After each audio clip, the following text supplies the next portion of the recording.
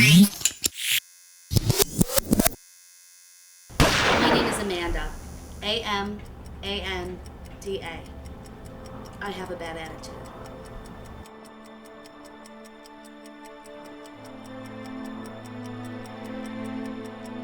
What the fuck is going on?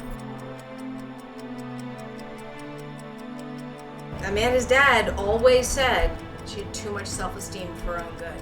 This is not the way you treat somebody that you care about, okay? This is not.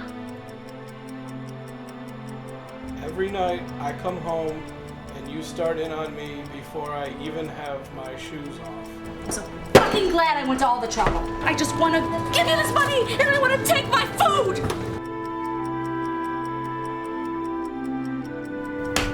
I'm out of here. I'm fucking out of here. Where's the candy? Oh, I couldn't get any. They didn't have it. Just leave me here. I'm not leaving you. Leave me here. So you think he's trying to get back together with you? 2 weeks ago you didn't have a future and now all of a sudden you do? It's mad stupid.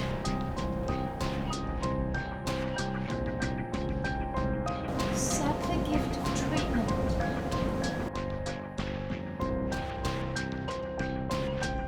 Hell no!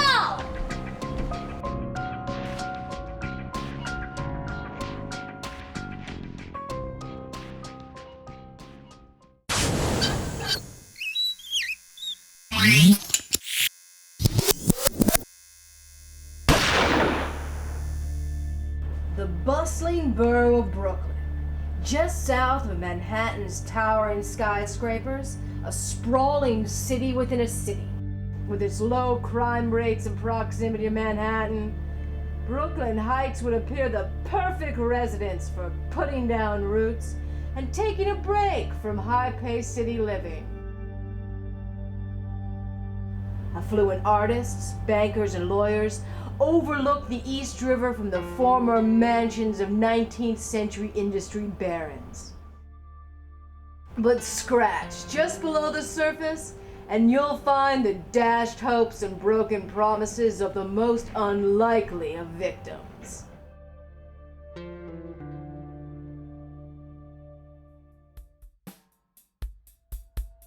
No one ever thought it would happen here. I felt so safe. Nothing will ever be the same again. I just kept telling myself, this isn't happening, this isn't happening.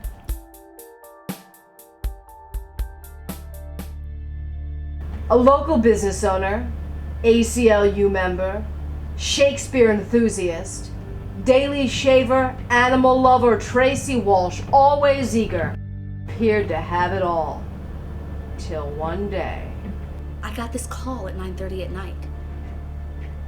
I mean, Tracy had just left my apartment around 7 to go home and walk the dog and eat dinner. And there she was on the other end. And she was really upset, I mean, really crying. And she just kept saying, he broke up with me, over and over again. I mean, I couldn't believe what I was hearing. None of Tracy's neighbors could recall seeing anyone unusual coming or going from the building between the hours of 7 and 10 on the night in question.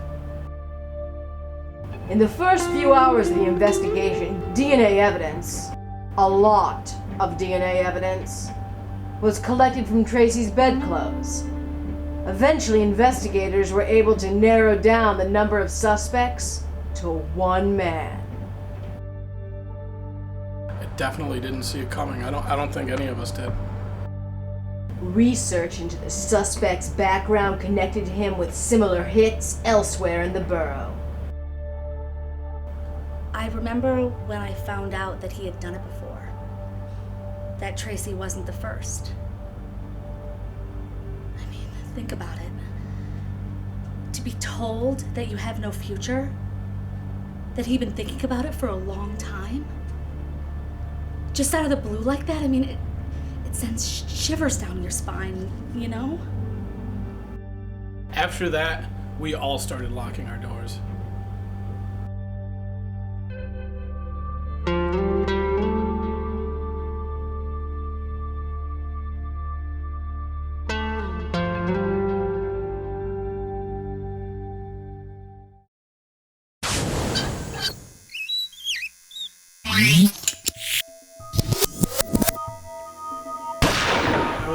West 36th Street, and I was heading west because that's where the best delis are.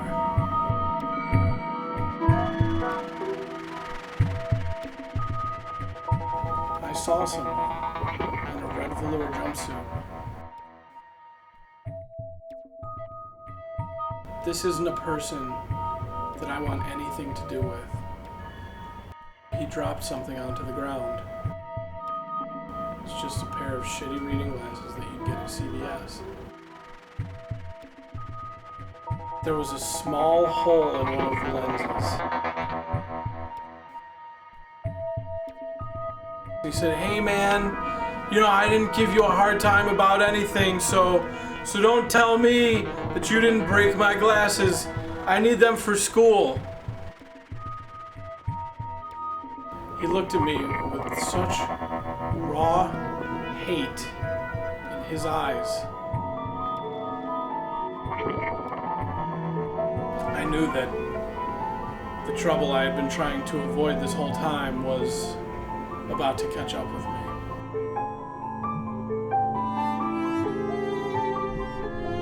I gave him $20. There was nothing else I could do.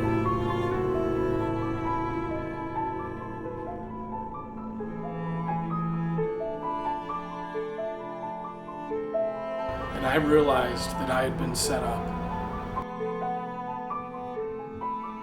He tried to slap me 5, but I didn't want to slap him 5. He could take my money.